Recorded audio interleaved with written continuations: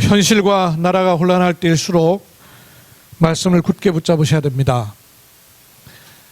태평양을 건너가는 배가 주변에 아무것도 안 보이는 망망대해를 수십 일을 지나가야 돼요. 그때 뭘 기준으로 항해할 수 있겠어요? 나침판이에요. 건물이 보여야 길을 찾을 것인데 아무것도 표지판이 없어요. 오로지 나침판을 보고 가는 거예요. 비행기 조종사가 항공훈련을 받을 때에 매우 중요하게 여기는 것 가운데 하나가요. 그냥 항공기는 그냥 가만히 조용히 떠서 가지만 그 공군 비행기 같은 경우는요, 뒤집어졌다가 올라갔다 내려갔다 이런 일을 반복을 해요.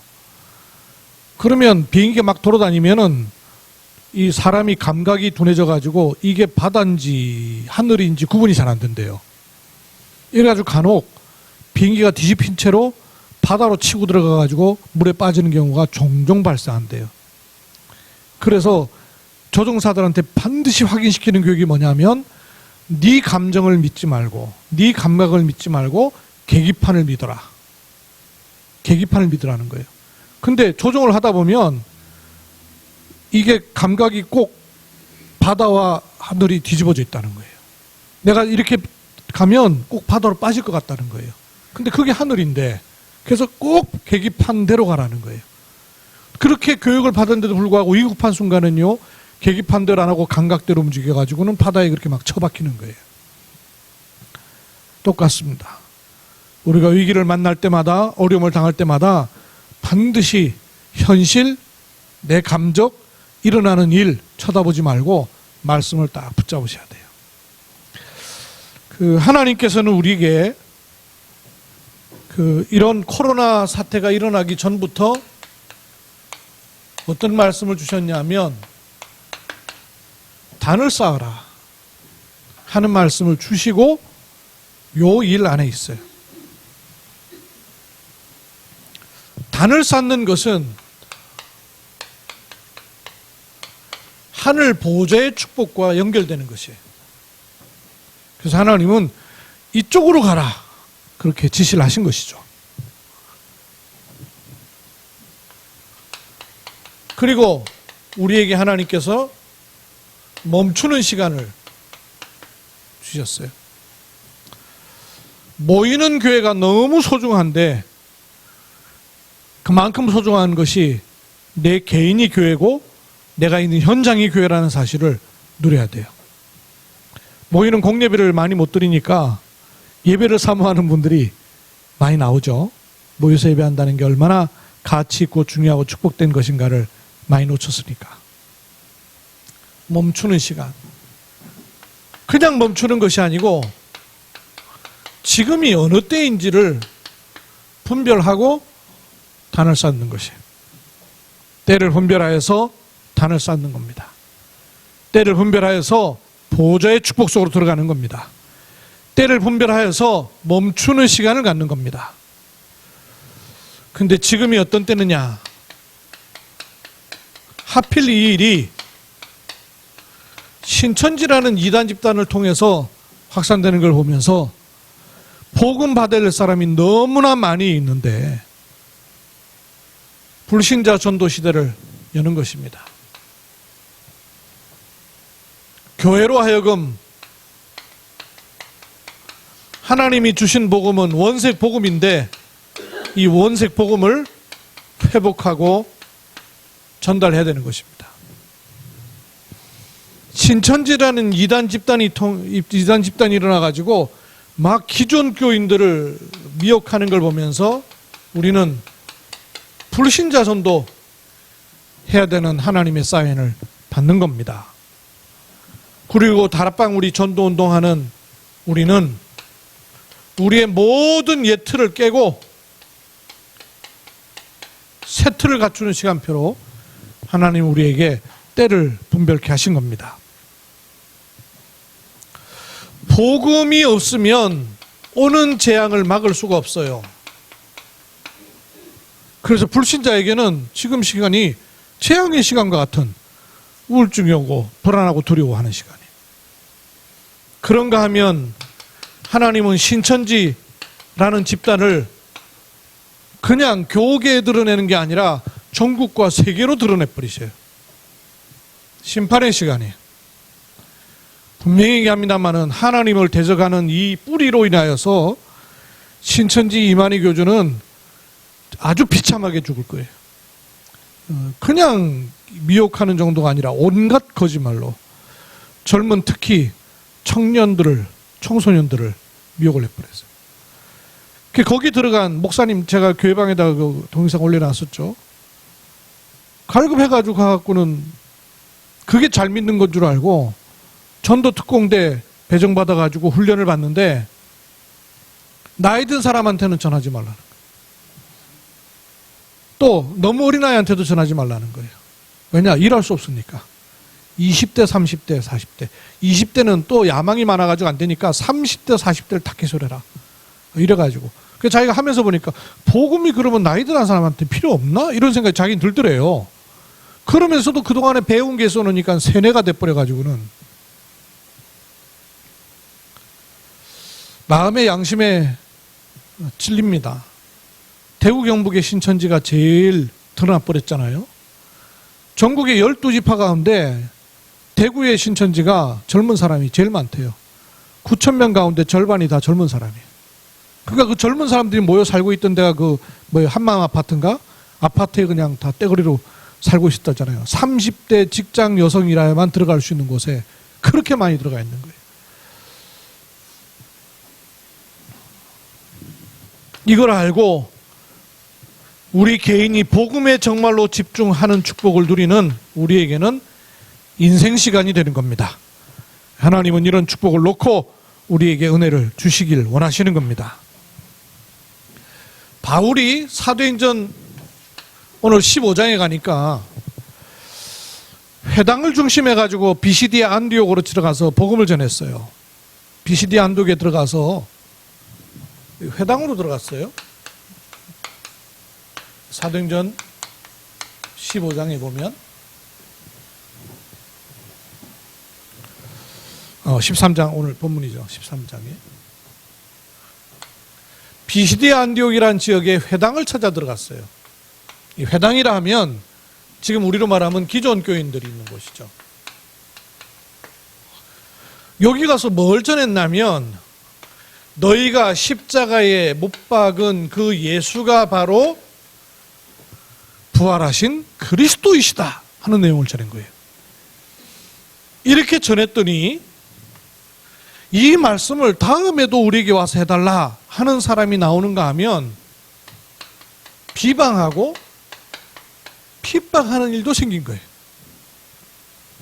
그때 바울이 하나님이 바울에게 원래부터 주셨던 천명을 다시 확인하게 돼요. 이 복음이 너희에게 왔으나 너희가 이 복음을 받아들이기를 거절하는 것을 보고 하나님이 나에게 이방인에게 가라고 하시는구나 하는 사인을 받게 됐다 그랬어요. 복음 받아야 될 사람이 불신자 속에 너무 많이 있어요. 특히 불신자 속에 하나님이 준비하신 제자가 반드시 들어있어요. 알면 되고 눈 열면 되고 믿으면 돼요. 반드시 불신자 속에 제자 있습니다. 이 시간표에 불신자 속에 복음 받아야 될 제자가 반드시 있어요. 바울에게요 확실했던 것 두 가지 있어요.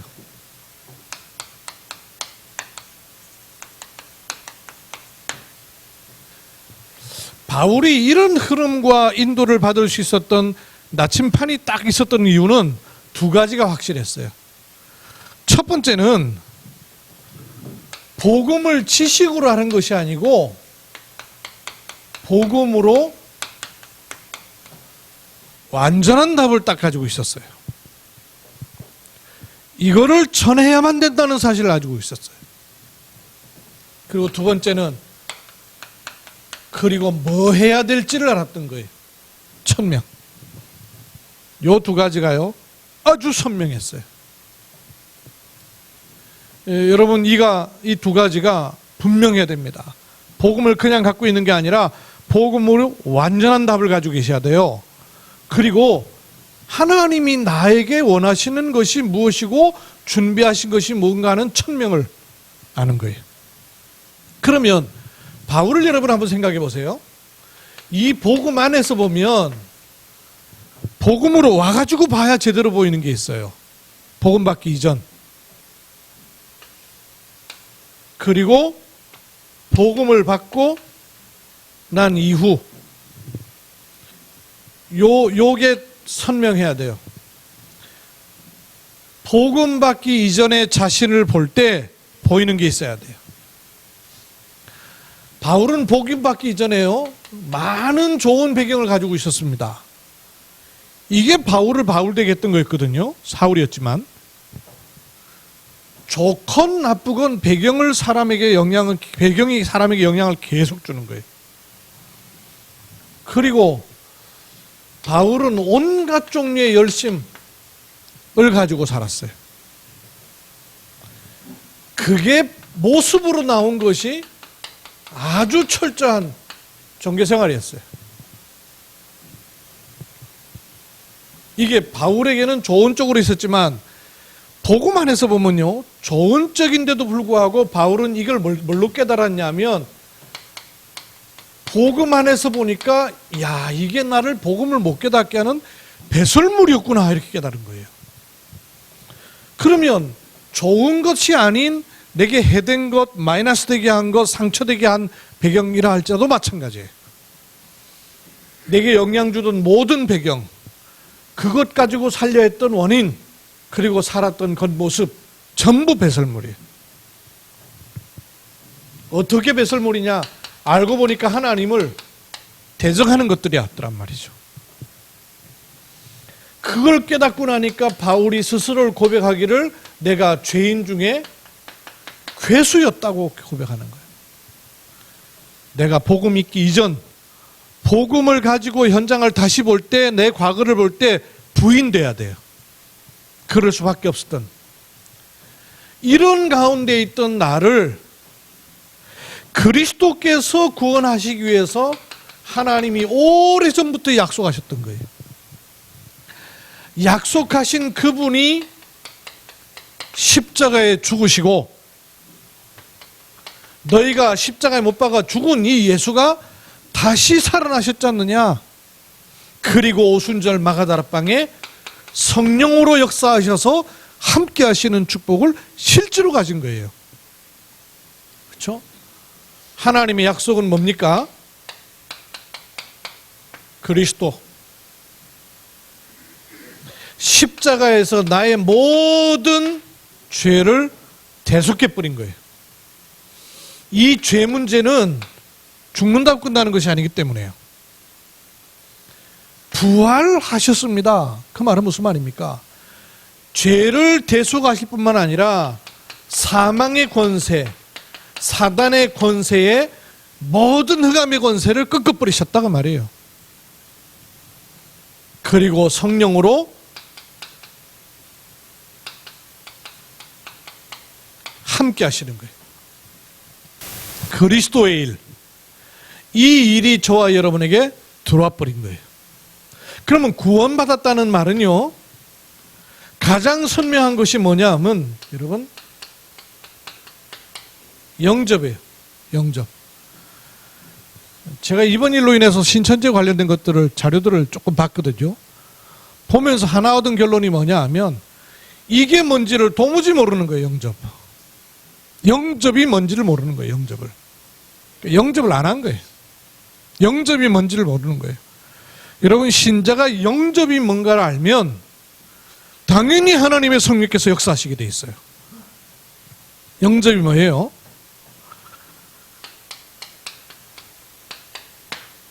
곧 그 이름을 믿는 자는 그랬어요. 믿음이 곧 영접이에요. 그렇죠?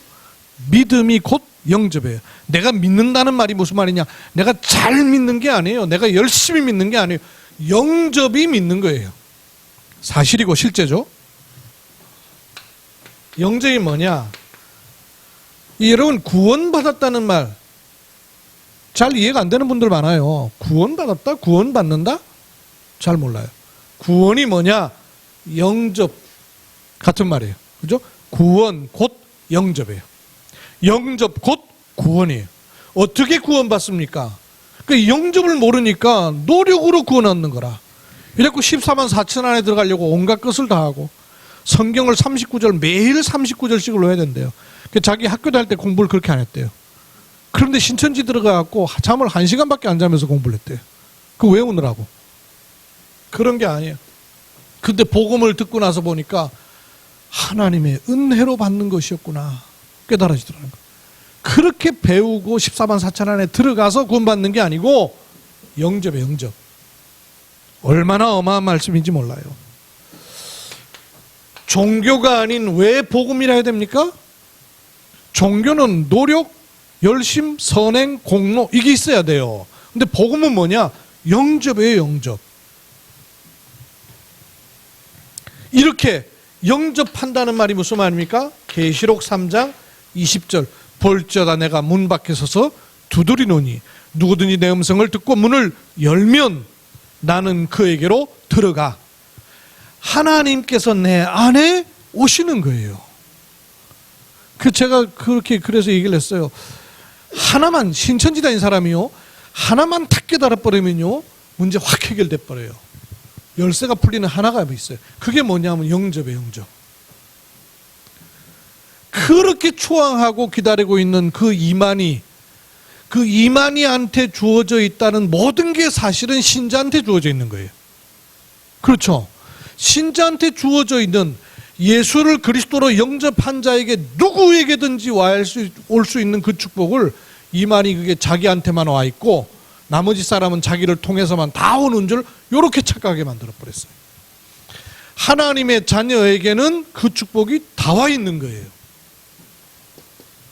그래서 고린도 전서 3장 16절 너희가 하나님의 성전인 것과 하나님의 성령이 너희 안에 보혜사가 나중에 오는 게 아니에요. 그리고 보혜사를 요한복음 14장 16절 14절 이걸 또 그러더만 또 다른 보혜사를 보내겠다 그랬으니까 또 다른 보혜사가 뭐예요? 성령이죠. 그죠? 그럼 또 다른 보혜사는 뭐예요? 이렇게 헷갈리게 한 거예요. 보혜사가 뭐냐? 성령. 그럼 또 다른 보혜사는? 그럼 성령 말고 또 있다는 얘기 아니냐? 요래 가지고 또 다른 보혜사가 거기에 온다는 거예요. 그가 오면 가르쳐주고 생각나게 한다는 거예요. 이런 말씀들을 누가 가르쳐주고 누가 생각나게 했냐는 거예요. 신천지에서 받았다는 거죠. 누가 해줬냐는 거예요. 그게 이만희가 되는 거예요. 그래서 또 다른 보혜사가 이만희라는 거예요. 그러니까 교리가 문제가 아니고 국어를 못하는 거예요. 국어를 못하는 거예요. 또 다른 보혜사.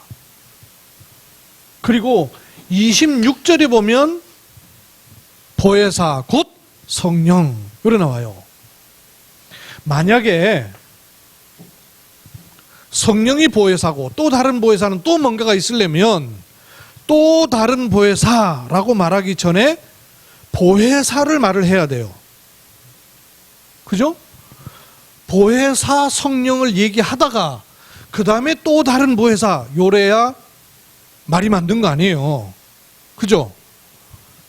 보혜사 성령을 계속 말씀하다가 요 성령 말고 또 다른 보혜사 이렇게 말해야 또 다른 보혜사가 성령이 아닌 뭐가 나오는 거예요. 그게 논리죠.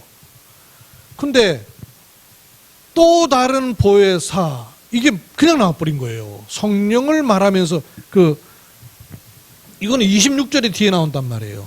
그러면 또 다른 보혜사라고 나올 때 왜 보혜사를 언급했냐고 말해요. 보혜사가 뭐죠? 직접적인 뜻은 바로 곁에서 지켜주고 도와주고 가르쳐주고 생각나게 하는 분이다 이런 뜻이죠. 요한복음 14장이 무슨 얘기냐면 예수님이 드디어 이렇게 말씀하신 거예요. 내가 갈 것이다. 너희를 떠날 것이다. 그러니까 옆에 있던 제자들이 주님 가시는 길을 우리가 어찌 알겠습니까? 그러는 거예요. 내가 떠나도 너희에게 유익하다. 그러니 근심하지 마라. 나를, 하나님을 믿으니 또 나를 믿어라. 내가 가면 너희를 위해서 처소를 예비할 것이다. 그러니까 주님이 가면 우리는 어떻게 압니까? 우리는 그 길을 어떻게 따라갑니까? 이러니까 걱정하지 말고 염려하지 마라. 내가 성령을 보낼 것이다. 내가 너희를 떠난다고 두려워하지 마라. 내가 너희를 도와준 보혜사, 내가 너희를 도와주고 가까이 있고 생각나게 했던 것처럼 또 다른 보혜사를 보낼 것이다. 예수님이 하신 일이 보혜사 일을 했단 말이에요. 그 원어 성경이 파라클레이토스, 이 말은 옆에서 도와주는 자, 이 말이에요. 제자들이 우리 옆에 도와주는 자가 없으면 어떡합니까? 이 얘기예요. 그래, 내가 너희들 옆에 떠난다고 걱정하지 마. 내가 너희들 옆에 있었던 것처럼 너희들 옆에 있을 분이 오실 거다. 그걸 말하는 또 다른 보혜사란 말이에요. 요한복음 14장하고 13장을 다 읽어보면 요게 뭘 말하는 건지를 알아들을 것인데 그것만 딱 떼가지고 얘기하니까는 다 넘어가 버리는 거예요. 뭘 얘기하는 겁니까? 우리 개인 안에 하나님이 지켜주시고 생각나게 해주시고 영원히 함께 하시는 분으로 거하시는 것이 영접이다 그 말이에요. 그러니까 영접을 모르는 거예요. 영접을. 그러면 신자도 똑같아요. 신천지 얘기할 게 아니고 신앙생활한 신자가 영접이 뭔가를 모르면 똑같이 헷갈리는 거예요. 뭐가 필요한 거예요. 또 뭔가를 배워야 되는 거예요. 뭔가를 더 얻어야 되는 거예요. 뭔가를 더 갖춰서 뭘 해야 되는 거예요. 아니에요. 영접 끝이에요. 끝. 아니, 하나님이 어떻게 내 안에 오시냔 말씀이에요. 하나님이 어떻게 나와 함께 할 수 있냔 말이에요. 여러분, 사람도 싫으면 함께 안 합니다. 내가 죽는 날까지 함께 하겠다고 시집장가 같이 가고 결혼서약 하잖아요. 그런데 반지 빼잖아요. 왜? 싫어지니까. 함께가 안 돼요. 사람도 함께가 안 돼요. 처음에는 좋은 것 같은데요. 속모습 다 드러나면 싫어져요. 그 왜? 심지어는요, 부모도 연세가 들면 막 나이가 들면 뭐 그런다 그러고 그러지 않습니까? 세대차 난다 그러고. 사람도 싫어져요. 나이가 들면. 그런 얘기 하잖아요. 그런데 어떻게 하나님이 나와 함께 하냐 말이에요. 하나님이 어떻게 해서 나와 함께 할 수가 있다고 말이에요. 그래서 영접인 거예요. 하나님이 성령으로 내 안에 오시는 것입니다. 그러면 어떤 일이 생깁니까? 로마서 8장 31절로 39절. 우리를 하나님의 사랑에서 끊어낼 자가 없다 그랬어요. 왜냐? 들락날락하는 분이 아니시기 때문에. 요한복음 5장 24절. 내 말을 듣고 나 보내신 이를 믿는 자는 영생을 얻었고, 근데 나중에 또 신천지 넣는다네. 영생을 아직 못 얻었어. 왜? 영접을 모르니까. 그래서 내가 성경을 찾아서 읽어줬어요. 읽어보라 그랬어요. 영생을 얻었고, 앞으로 얻을 것이고, 아니고요. 얻었고 무슨 말이에요? 과거 완료형 끝나버렸다고 말이에요. 영생을 얻었고 심판에 이르지 아니하나니 사망의 생명으로 옮겨버리는 거예요. 로마서 8장 2절. 육신으로는 할 수 없어요. 그래서 성령이 우리 안에 오셔서 사망에서 생명으로 옮겨버리시는 거예요. 그 정도가 아니고 마가복음 3장 15절에 보니까 귀신을 내어 쫓는 권세를 있게 하려 하심이라 그랬어요. 히브리서 1장 14절. 돕는 주의 천사를 보내사 함께 하시겠다 그랬어요. 빌립보 3장 20절. 우리의 배경이 하나님 나라에 속해버리는 것을 가리켜서 영접이라고 하는 거예요. 여러분, 복음으로 완전한 답 얻고 누리기를 주의 이름으로 축원합니다. 그러면 두 번째, 1000명 여기 와지는 거예요. 복음으로 답을 얻으면 영안이 열려요. 어떤 영안이냐? 불신자가 지금 어디에 매여 있느냐 하는 게 보이는 거예요. 함정에 완전히 빠져버렸는데 그 함정이 사단이 만들어 놓은 함정인 거예요. 이 빠져나오고 나면 보여요. 그 사단이 만드는 함정과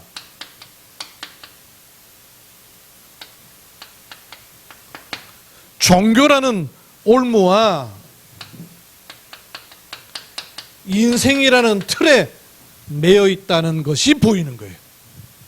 그 바울이 회당으로 들어가서 여기에서 빠져나오는 메시지를 준 거 아니에요. 어떻게? 너희가 십자가에 못 박힌 이 예수가 곧 그리스도이시다. 그리스도의 증인이 된 거예요. 이걸 놓고 하나님이 나를 이방의 빛으로 세우셔서 땅 끝까지 구원을 얻게 하려 하시는 것이다 하는 사실을 천명으로 가지고 있는 거예요. 그러니까 모든 일어나는 일이 왜 일어나고 무엇 때문에 뭘 해야 될지를 알게 되는 거예요. 천명. 여러분, 천명은 뭐예요? 땅 끝까지 구원, 이걸 가리켜서 우리는 세계 복음화 그러죠. 근데 바울은 이방의 빛으로 세계 복음화 하라는 것이었어요. 그러면 우리는 뭘로 세계 복음화하면 되겠어요? 하나님께서 내게 주신 직장, 직업, 산업을 통해서 세계 복음화.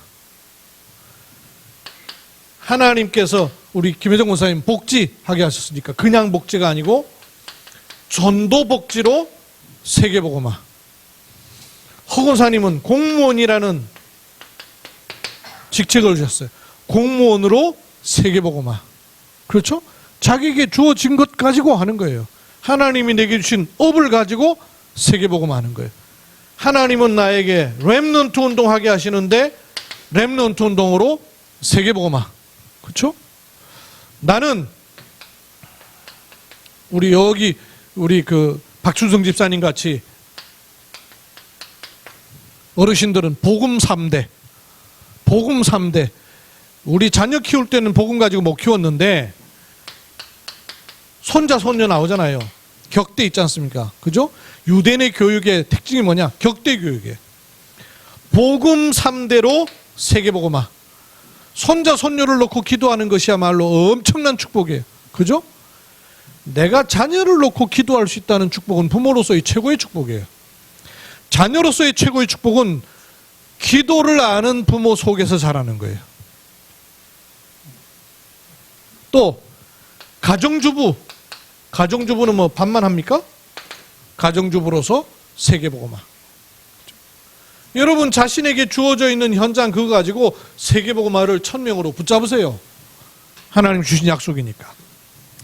이걸 딱 잡았더니 세 번째, 바울에게 어떤 일이 있었습니까? 영생을 주시기로 작정된 자는 하나님 바울에게 붙이버리시는 거예요.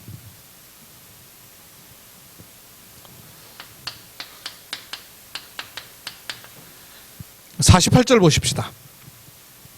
48절 다시 한번 같이 읽습니다. 시작. 이방인들이 듣고 기뻐하여 하나님의 말씀을 찬송하며 영생을 주시기로 작정된 자는 다 기뻐하더라 그랬어요.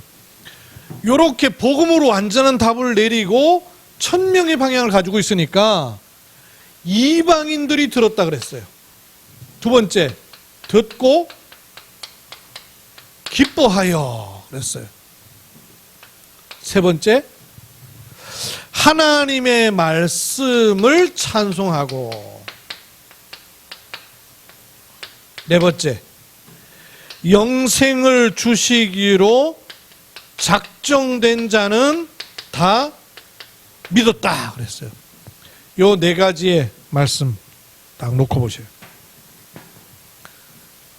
이방인들이 요 두 가지 방향을 가지고 있으면, 요 두 가지 방향을 가지고 있는데도 내가 이미 선입견을 딱 가지고 있으면 이방인이 안 보여요. 그죠? 내가 내 생각으로 자꾸 제한을 시켜버리면 저 사람은 복음을 안 받겠지 제한시켜버리면 안 보여요. 사람이 내 선입견으로, 내 제한으로, 그 다음에 내 한계로, 내 기준으로, 내 생각으로 가지고 있으면요, 하나님이 준비해 놓으신 이방인이 안 보이는 거예요. 그래서 욕이 딸려가지 않도록 기준을요 딱 세워야 되는데 어디다가 기준을 세우면 되겠어요? 말씀의 기준을 따라서 가는 거죠. 그래서 삼원을 하는 거예요. 요 내용과 방향을 가지고 내 생각에 머물지 않도록 나를 새 틀로 늘 말씀 속에 집어넣고 있으면 이방인이 보이는 거예요. 불신자가 보이는 거예요. 하나님이 구원을 주시기로 작정한 숨겨진 사람이 보이는 거예요. 특징이 뭐냐? 듣고 기뻐하더라 그랬어요. 그 말은 무슨 말입니까? 하나님의 말씀을 받아들이는 사람이 있다 그 말이죠. 말씀에 반응하는 사람이 나오는 거예요. 어떤 말씀에 반응할까요? 이방인들이 뭘 들었길래 기뻐합니까? 뭘 들으면 기뻐할까요? 구원의 길을 듣고 기뻐하는 거죠. 이 예수가 그리스도다 하는 구원의 길을 듣고 기뻐했다 그랬어요. 구원의 길을 듣고 반응하는 사람이 있어요. 어느 속에? 요 이방인 속에. 하나님이 원하시는 답과 방향을 가지고 있으면 내 기준에 머물지 않고 내 옛 틀에 묶이지 않고 말씀을 따라가면 하나님은 구원의 길을 들을 반응하는 사람이 나오겠다는 거예요. 십자가와 부활. 그러면 그 사람이 하나님의 말씀으로 찬송을 한다. 그 말은 무슨 말입니까? 양육이 된다는 얘기죠. 그죠? 이 사람이 듣고 기뻐만 하는 게 아니고 그 하나님의 말씀으로 찬송을 해요. 말씀이 들어가 버리는 거예요. 구원만 받는 것이 아니고 그 말씀으로 찬송이 되는 양육이 되는 거죠. 그죠? 하나님 말씀을 가지고 세워버리는 거예요. 요러면 요 속에는 영생 얻기로 작정된 자는 다 믿는 일들이 일어나는 것입니다. 하나님의 예비하신 특히 제자가 일어나는 거예요. 그래서 불신자 속에 제자를 찾으면 됩니다. 이게 하나님 우리에게 주신 축복이에요. 결론입니다.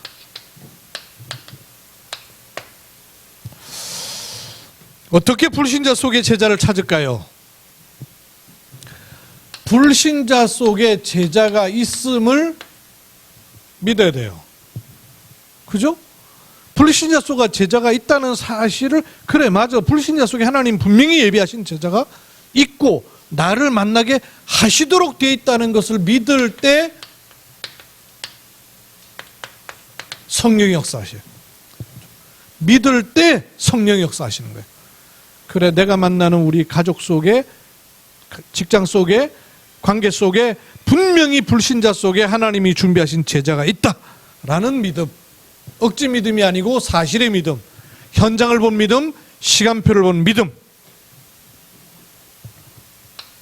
세상의 많은 말들을 우리가 들을 일이 아니고 참고하고 말씀을 붙여야 돼요.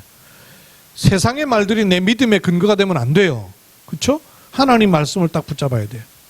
그리고 불신자 속에 제자가 나올 때 전해줄 내용이 있어야 돼요. 그렇죠? 그 사람이 듣고 기뻐하고 사단과 죄와 올무에서 빠져나올 기쁨의 메시지를 줄 수 있어야 돼요. 그 사람이 찬송하고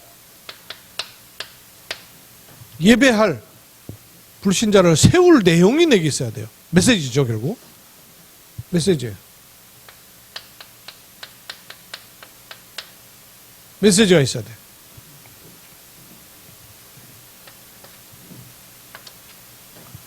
이걸 아는 사람이 때를 분별하며 기도 속에 있으면 돼요. 그럼 하나님은 불신자 속에 제자 찾는 응답의 문을 여시는 것입니다. 여러분, 산업 현장에, 직장 현장에, 가정 현장에, 내가 가는 걸음의 현장에 하나님이 예비하신 불신자 속에 제자를 찾는 이런 은혜가 있을 것입니다. 응답을 붙잡으시고 언약의 한 주간을 걸으시기를 주의 이름으로 축원합니다. 하나님께서는 국가적 혼란과 세계적 재앙의 시대에 미혹하는 일들이 많은 때에 갑자기 온 일이 아니라 성경에 오랫동안 말씀하시고 약속하셨던 바로 그런 일들이 지금 오고 있는 것을 보며 때를 분별하여 악한 가운데 있지 않도록 은혜를 주셔 단을 쌓게 하심을 감사드립니다.